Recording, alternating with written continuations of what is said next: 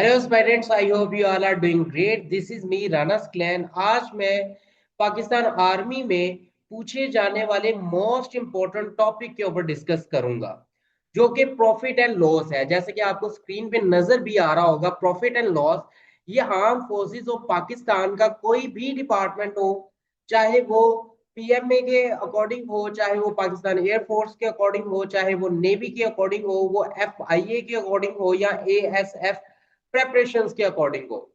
किसी भी तरह के आप कॉम्पिटेटिव एग्जाम के अंदर अपीयर होते हैं और किसी भी डिपार्टमेंट के अंदर अपीयर होते हैं, तो ये प्रॉफिट एंड लॉस के क्वेश्चंस आपसे 100% पूछे जाएंगे।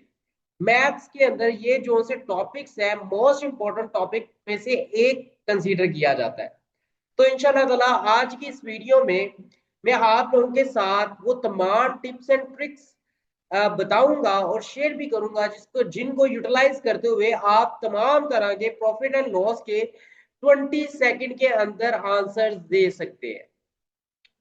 अब ये जो से क्वेश्चंस है प्रॉफिट एंड लॉस के, ये क्वेश्चंस इस तरीके से पूछे जाते हैं कि इनमें स्टेटमेंट्स दी जाती हैं आपको मुकम्मल तौर पे। फॉर एग्जाम्पल, आपको कहा जाता है कि आपने एक चीज 50 रुपए की खरीदी है और वो चीज आपने 100 रुपए की बेच दी है, like this type of statement. और जो स्टेटमेंट आपसे आएगी, वो स्टेटमेंट आपको मुकम्मल तौर पे इंग्लिश में पूछी जाएगी।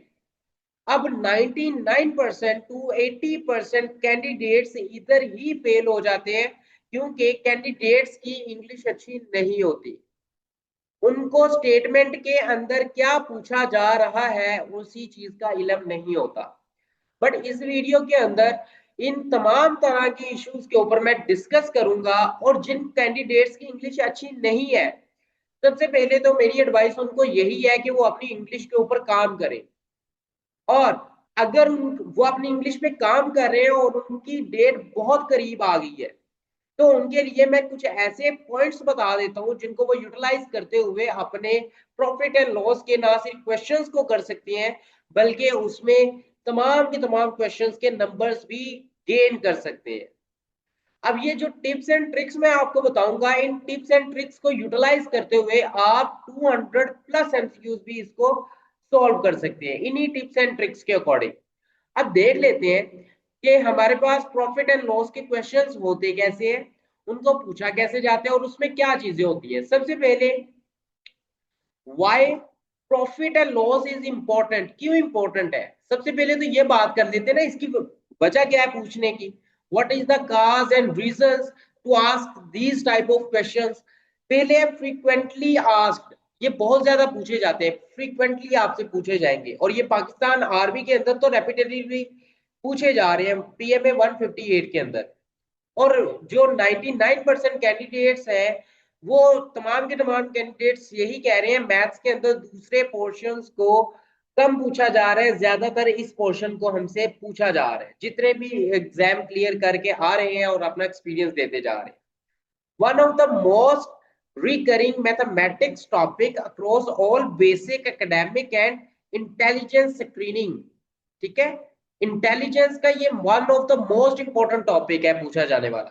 दूसरा, easy marks if core concepts, basic concepts अगर आते हो and formulas are consideratory, securing maximum और in this section is guaranteed. अगर आपको सही तरीके से फॉर्मूला आता है, ठीक है, और उसको कंसीडर करना आता है और उसको समझना आता है और उसे अप्लाई करना आता है, आप इजीली इसके मार्क्स गेन कर सकते हैं। टाइम सेविंग एमसीक्यूज होते हैं, आपको हर एमसीक्यूज के ऊपर रीजनिंग तलाश करना पड़ेगी, उसको सोचना पड़ेगा, ठीक है, और वो टाइम टेकिंग होगा। वो 20 सेकेंड से अक्सर ज्यादा का टाइम चला जाएगा, बट ये टाइम सेविंग है आपका। फॉर एग्जाम्पल, आपको फैक्टोरियल्स के क्वेश्चंस आ गए, आपको परम्यूटेशंस के क्वेश्चंस आ गए, आपको डेरिवेशंस के क्वेश्चंस आ गए। उन क्वेश्चंस को सॉल्व करते हुए आपने एक क्वेश्चन को सॉल्व करने में 40 सेकेंड्स ले लिए। अब आगे जब आपका ये प्रॉफिट एंड लॉस के क्वेश्चंस आएंगे, ये क्वेश्चंस आपने जो से है, जो टाइम आपने उनको ज्यादा दिया है, वही टाइम ये क्वेश्चन सॉल्व होने में कम टाइम लेंगे, जिससे आप बैलेंस हो जाएंगे, दोबारा आपका टाइम दोबारा बैलेंस पे आ जाएगा और दोबारा आप उसी अंदाज से अपनी रूटीन को लेके चल सकते हैं। दूसरा, सिलेक्शन स्पीड बहुत तेज होती है इसकी। हम जो कैंडिडेट्स होते हैं ऑन द स्पॉट ही इसका आंसर जो सा है लगा देते हैं, उसको लगाने में सोचने में ज्यादा टाइम नहीं लगता, ऑन द स्पॉट हम लोग आंसर करते हैं और उसको ऑप्शन चूज करते हैं अल्फा ब्रेवो चार्ली और डेल्टा में से, और हम मूव ऑन कर जाते हैं। ठीक है, ये इसकी फ्रीक्वेंटली आस्किंग थी, इजी मार्क्स है गेन करना, टाइम सेविंग काम है हमारा, एक सिलेक्शन स्पीड है इसके अंदर। ठीक है, ज्यादा टाइम नहीं लगता मैथ्स में। इवन के ये क्वेश्चन जो से हैं आपके इंटरव्यू में भी बहुत ज्यादा पूछे जाते हैं। अब आगे चलते हैं, आगे देखिए कोर कंसेप्ट्स क्या है इसके। कोर कंसेप्ट्स में सबसे पहले आ जाता है जी सीपी। अब कैंडिडेट्स को सीपी फाइंड करने में बहुत ज्यादा मसला आता है। ठीक है, जिसको ये स्लाइड समझ आ गई उसको सारा का सारा टॉपिक अंडरस्टैंड हो जाएगा, ज्यादा मुश्किल काम नहीं है। सबसे पहले आ जाता है CP. CP stands for cost price. Cost price, ये वर्ड्स आपको स्टेटमेंट के अंदर मिलेंगे जो अभी मैं समझाने लगा हूं। कॉस्ट प्राइस क्या होता है? कॉस्ट प्राइस वो कीमत होती है जिस कीमत पे आपने चीज को खरीदा होता है। फॉर एग्जाम्पल, मैं एक बिजनेसमैन हूं और मैंने एक बाइक खरीदी है बेचने के लिए। एक बाइक खरीदी है और वो मैंने खरीदी है 1 लाख रुपए में। तो वो 1 लाख जो मेरा होगा मैथ्स के अंदर क्या कहलाएगा? कॉस्ट प्राइस कहलाएगा मुकम्मल तौर पे। ठीक है, कॉस्ट प्राइस कहलाएगा कि इतनी कॉस्ट में मुझे ये चीज पड़ी है और इतनी कॉस्ट में मैंने ये चीज खरीदी है। उसके बाद आपका क्या आ जाता है? उसके बाद आपका आ जाता है जी सेलिंग प्राइस। ठीक है, सेलिंग प्राइस आ जाता है। सेलिंग प्राइस क्या होता है? एसपी होगा ये, इसको सेलिंग प्राइस कहते हैं और इसका मतलब होता है जिस कीमत में आपने बेचा चीज को। मैंने 1 लाख रुपए की क्या खरीदी थी? मोटर बाइक खरीदी थी। ठीक है, 1 लाख रुपए की, और ये मेरी क्या थी? Cost price. कैसे? क्योंकि इस कीमत पे मैंने चीज को खरीदा है। और उसके बाद क्या आ जाएगी? Selling price. अब ये वो वाली प्राइस है जिस कीमत पे मैंने चीज को बेच दिया आगे। ठीक है, मैंने बेच दिया, मैंने कितने की बेची है? 1,50,000 रुपए की ये चीज आ गई। ठीक है, वो कीमत जिसपे आप चीज को खरीदते हैं, वो कीमत जिसपे आप चीज को बेच देते हैं, that is known as a cost price and that is known as a selling price. ये आपको क्लियर हो जाना चाहिए अभी तक। आगे आ जाते हैं जी, प्रॉफिट कंडीशन क्या है? कैसे पता चलता है प्रॉफिट हो रहा है और कैसे पता चलता है लॉस हो रहा है? अब इन दोनों चीजों को अंडरस्टैंड करने से पहले ऊपर वाली दोनों कोर्स को आपको समझना बहुत जरूरी है। ऊपर वाली कंडीशन जिस कैंडिडेट को समझ आ गई उसने सारे क्वेश्चंस कर दिए। अब देखें, जो कॉस्ट प्राइस है ना और जो सेलिंग प्राइस है, इसमें प्रॉफिट कब होगा कैसे पता चलेगा, और लॉस कब होगा कैसे पता चलेगा? अगर आप चीज को खरीदते वक्त जितनी उसकी कीमत हो, जितनी कीमत में आपने चीज खरीदी है उससे कम कीमत के ऊपर आपने बेच दी है तो आप लॉस में कंसीडर होते हैं। और आपने जितने की चीज खरीदी है उससे ज्यादा कीमत में आपने बेच दी है, वो क्या कहलाती है? लॉस कहलाता है, और वो आपका प्रॉफिट कहलाता है। कैसे? अब देख लेते हैं। फॉर एग्जाम्पल, मिसाल ले लेते हैं, हमने एक आजकल ईद का है सीजन वगैरह, तो आप देखेंगे कि एनिमल्स बहुत ज्यादा ना सेल में है और लोग खरीदते भी हैं। अब देखें कि एक एनिमल है, एक गोट है, बकरी ले लेते हैं हम लोग, 50,000 रुपए की मैंने खरीदी। ठीक है, तो ये मैंने खरीदी है तो ये मेरी क्या है? कॉस्ट प्राइस है, वो कीमत जिस कीमत में मैंने चीज को खरीदा है। और उसके बाद मैंने वो सेल कर दी, गोट बकरी को सेल कर दिया कितने का? 1 लाख रुपए का। ऑब्वियसली मैं किस में जा रहा हूँ? प्रॉफिट में जा रहा हूँ।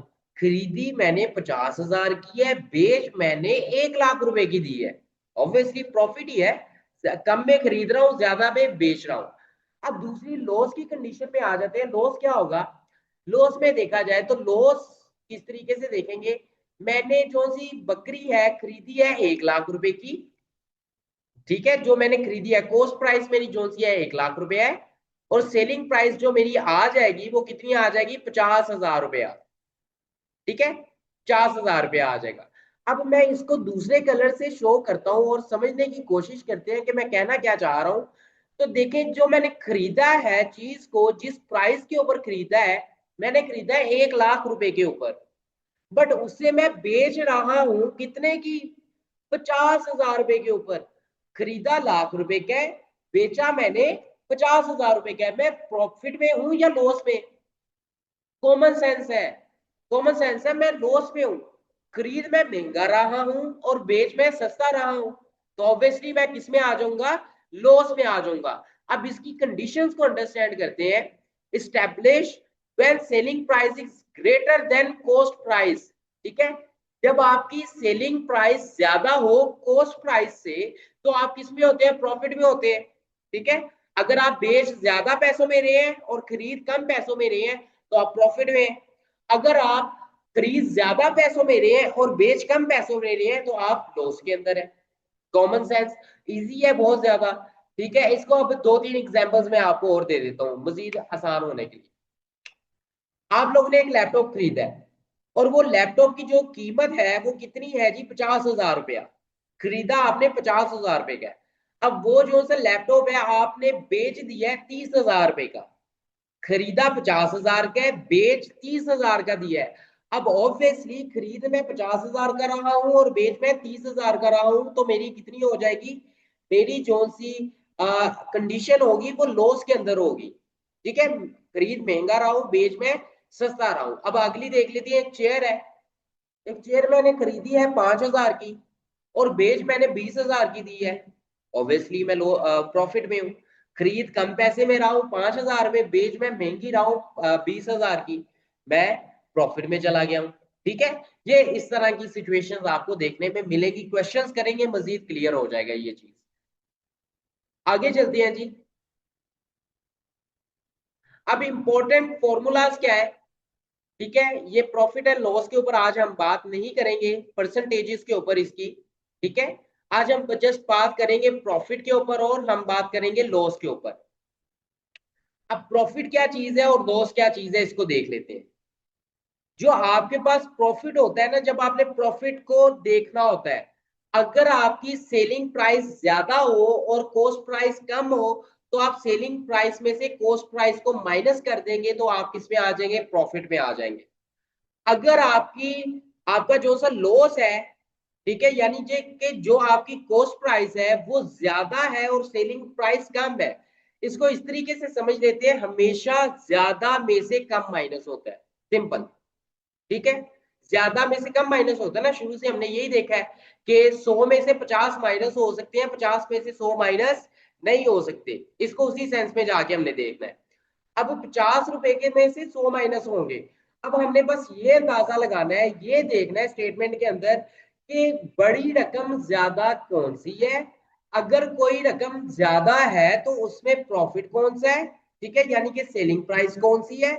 अगर वो रकम ज्यादा है तो आया कि वो सेलिंग प्राइस है या वो कॉस्ट कॉस्ट प्राइस है।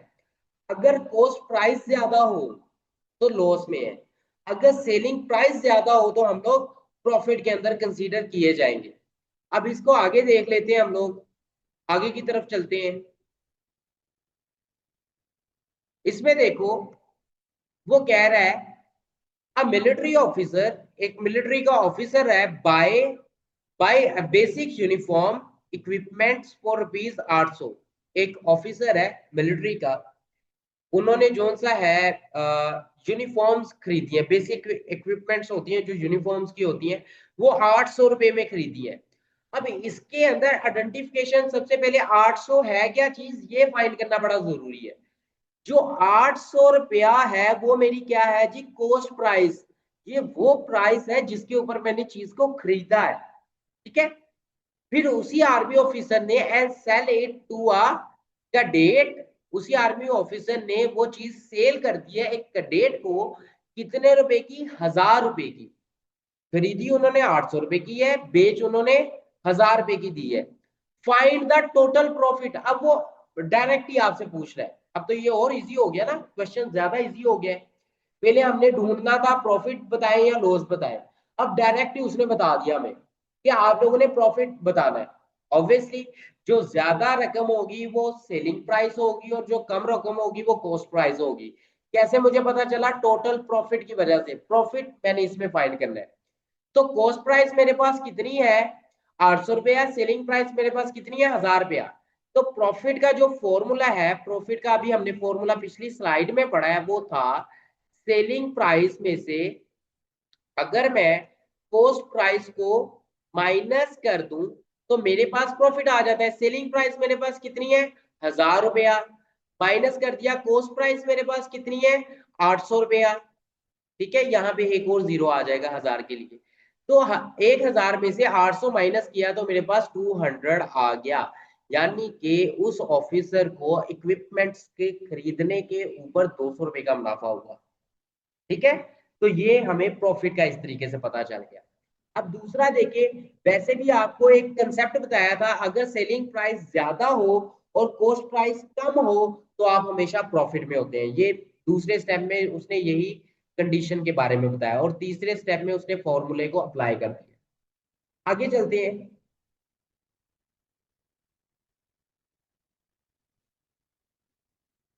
अब ये वाला देखें, असाइनमेंट नंबर नंबर 2 के अंदर वो लॉस फाइंड करवा रहा है, फाइंड लॉस। वो कह रहा है एक टेक्निकल डिवाइसेस परचेजेज, एक टेक्निकल डिवाइसेस खरीदी गई हैं, कोई भी डिवाइस हो सकती है, लैपटॉप, कंप्यूटर, मोबाइल, वट कुछ भी हो सकता है। वो कितने की ली है, 5000 रुपए की परचेज की है ना, परचेज खरीदी गई है, यानी कि कॉस्ट प्राइस है मेरे पास। कॉस्ट प्राइस मेरे पास कितनी है, 5000। 5000 मैंने इधर लिख दिया। उसके बाद कहा जाता है liquidated to another military division, उसको किसी और मिलिट्री डिवीजन में दे दिया जाता है।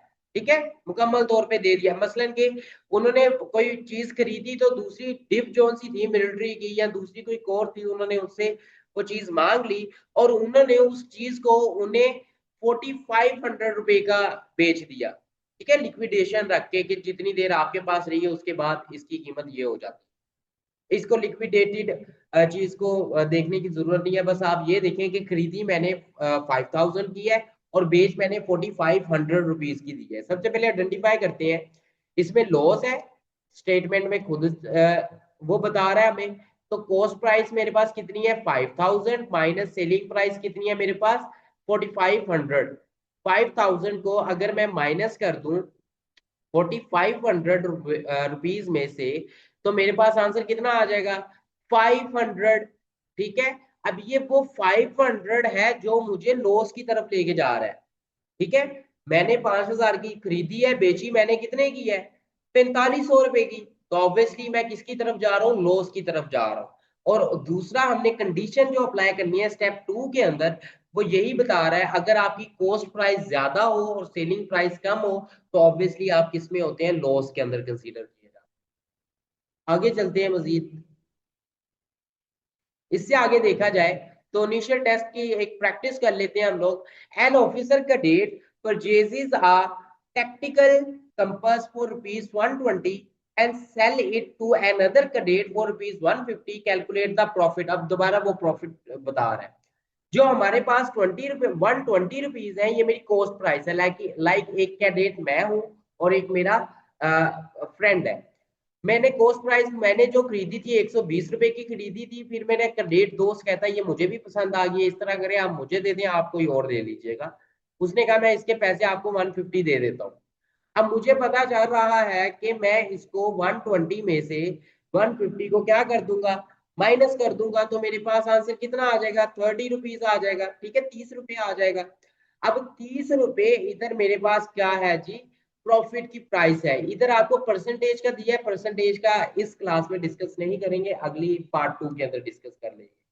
ठीक है, तो अगर इसका नॉर्मली मैं प्रॉफिट या लॉस के देखूं तो मेरा 30 रुपए निकलेगा प्रॉफिट।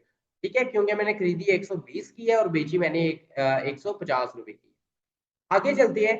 फास्ट कैलकुलेशंस आप कैसे कर सकते हैं, आपको मैं कुछ टिप्स एंड ट्रिक्स बता देता हूं। Always subtract smaller from larger. ठीक है, save previous time by getting the absolute difference first without worrying about the sign rules। ठीक है, ये आपने हमेशा याद रखना है कि आपने जो स्मॉलर है उसको लार्जर में से क्या कर देना है, सब्ट्रैक्ट कर देना है, बड़ी में से छोटी को माइनस कर देना है। ठीक है, लॉस एंड प्रॉफिट आपको ऑलरेडी बता दिया करेगा वो वहां पे। अगर ना बताए तो अगर आपने चीज खरीदी महंगी है और बेच सस्ती दी है तो लॉस पे है, अगर आपने एक चीज खरीदी सस्ती है और बेच महंगी दी है तो आप प्रॉफिट पे। बट करना हमेशा बड़ी में से छोटी को माइनस है। ये डिसाइड करना है कि कॉस्ट कौन सी होगी, फिर कौन सी है सेलिंग प्राइस क्या होगी। फिर दूसरी है identify profit loss status. Status को आइडेंटिफाई करना बड़ा जरूरी है। आप स्टेटस को फाइंड करें कि आपने किस चीज के अकॉर्डिंग बात करनी है, आपको स्टेटस क्या नजर आ रहा है। ठीक है, cost price and selling price के अकॉर्डिंग स्टेटस आपको समझ आ जाएगी कि क्या चीज हो रही है। Maximum mental speed, mental speeds को ज्यादा से ज्यादा करें। मसलन इसके जो मैंने आपको नोट्स प्रोवाइड किए हुए हैं, उन नोट्स को अगर आप गो थ्रू करेंगे तो आप जितनी ज्यादा उनकी प्रैक्टिस करेंगे, डिफरेंट सेट्स मैंने आपको दिए हुए हैं, जितनी उसकी प्रैक्टिस करेंगे, that practice is enough for your mental maths improvement. ठीक है, वो आप 20 सेकंड के अंदर अंदर, जिसकी बहुत अच्छी मैथ है, ठीक है, जिसको बहुत अच्छे तरीके से कैलकुलेशंस आती है और वो ज्यादा उसने प्रैक्टिस की हुई है, तो वो ऑलमोस्ट क्या नाम है 15 मिनट्स, ठीक है, या 10 सेकंड्स के अंदर, 15 सेकंड्स या 10 सेकंड्स के अंदर वो उसका आंसर प्रोवाइड कर देगा इजीली। उसके बाद आगे देखते हैं, कॉमन कैंडिडेट्स की जो मिस्टेक्स होती हैं वो ये होती हैं कि फॉर्मूला मिक्सअप हो जाता है। मैंने बहुत ज्यादा आपको डिटेल में समझाया है कि कॉस्ट प्राइस क्या होती है और सेलिंग प्राइस क्या होती है। आपने कभी भी इन दोनों को मिक्स नहीं करना। ठीक है, स्टेटमेंट को अच्छे तरीके से पढ़ने की कोशिश करनी है यहाँ पे। Incorrect base line, base line incorrect कर जाते हैं, उनको पता ही नहीं चलता कि स्टेटमेंट के अंदर कब वो बेच रहा है चीज और कब वो खरीद रहा है चीज। जब वो खरीद रहा है तो कीमत क्या है, और जब वो बेच रहा है तो कीमत क्या है। ये जो बेसिक मिस्टेक्स होती है ना स्टेटमेंट की वजह से होती है। और स्टेटमेंट में मिस्टेक होने की वजह होती है आपकी इंग्लिश वीक है। और इंग्लिश जिस बच्चे की वीक होगी वो कभी भी इन क्वेश्चंस को क्रैक नहीं कर पाएगा। ठीक है, उसके बाद मैथ लॉन्ग डिविजन्स, ठीक है, और उसके बाद जिसकी प्रैक्टिस नहीं होगी वो भी नहीं कर पाएगा कभी भी। मैथ लॉन्ग डिविजन्स के अंदर चला, बहुत लंबी कैलकुलेशंस के अंदर चले जाते हैं कैंडिडेट। पता नहीं वो एक उन्होंने क्या नाम है कुछ कुछ और चीज पढ़ी होती है, फिर जो उन्होंने चीज पढ़ी होती है या किसी ने समझाई होती है वो उसी चीज के अकॉर्डिंग उस चीज को खींचते खींचते खींचते पता नहीं कितना लंबा ले जाते हैं। तो ये भी कैंडिडेट्स की मिस्टेक्स में से एक मिस्टेक्स कंसीडर की जाती है। आपको आज की वीडियो बहुत पसंद आई हो और आपके जितने भी कंसेप्ट थे तमाम कंसेप्ट होप्स हो कि क्लियर हो चुके होंगे। अगर आपको किसी तरह की अभी भी क्यूरी इसमें फील हो रही हो, feel free to ask in the chat box. और इसके अलावा किसी भी तरह की मालूमात लेने के लिए आप मुझे चैट भी कर सकते हैं, मैसेज भी कर सकते हैं व्हाट्सएप के ऊपर जो आपको स्क्रीन पे नंबर शो हो रहा है। तो आप अपना बहुत ज्यादा ख्याल रखें, अल्लाह ताला आप लोगों को कामयाब करें।